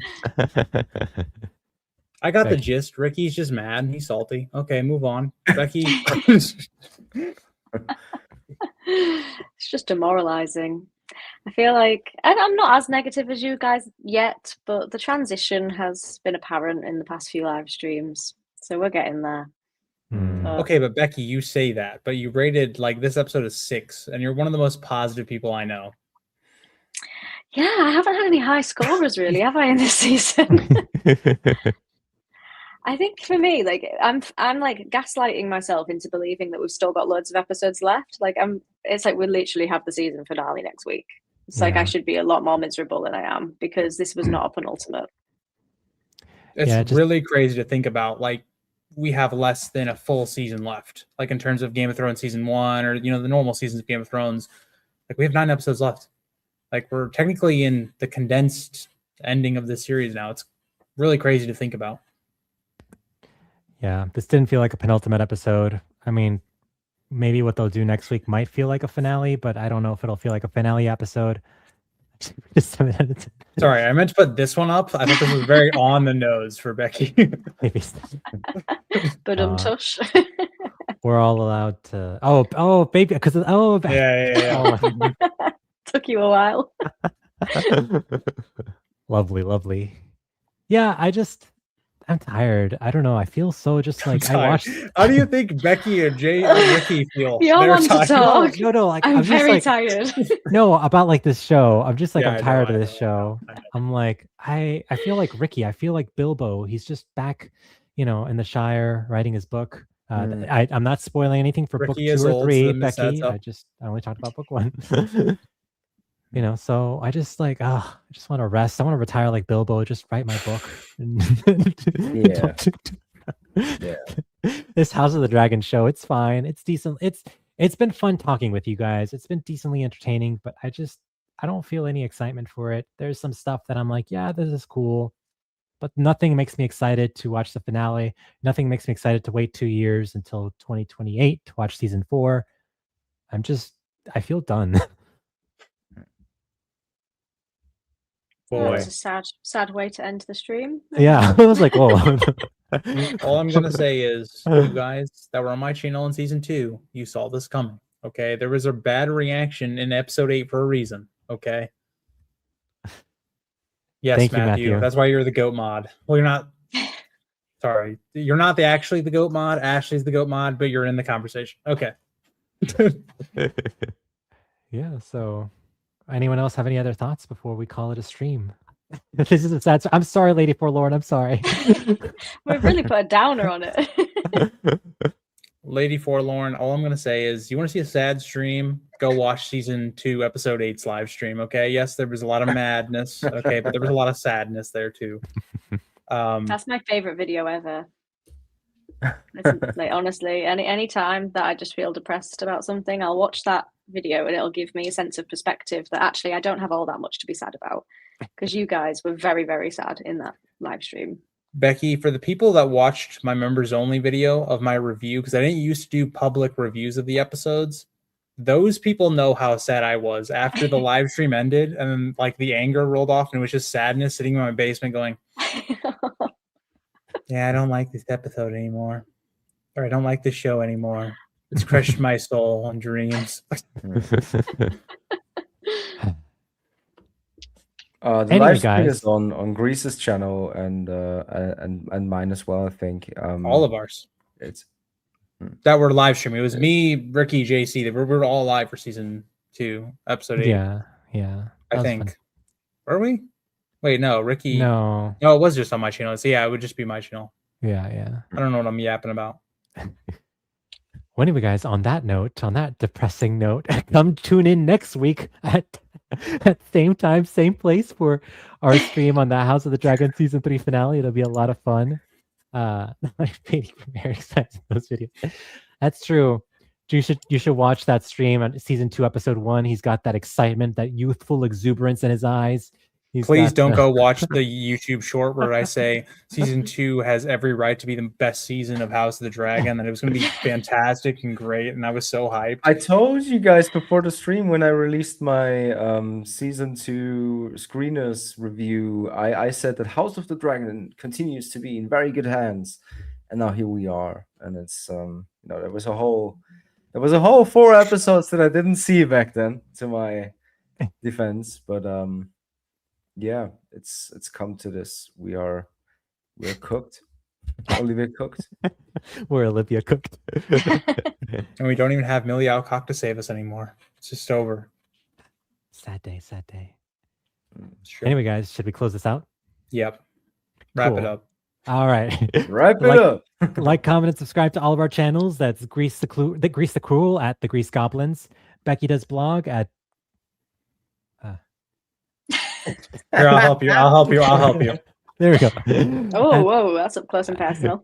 At Becky does blog, and then we've got Ricky the Outlaw at Voice of Old Town. So yeah, come and me, the Advocate at BookTube Advocate. So come like, comment, and subscribe to all of our channels. Watch all of our content. Do not watch our videos. Watch them all the way through. You better, if you know what's good for you, and Or you'll die.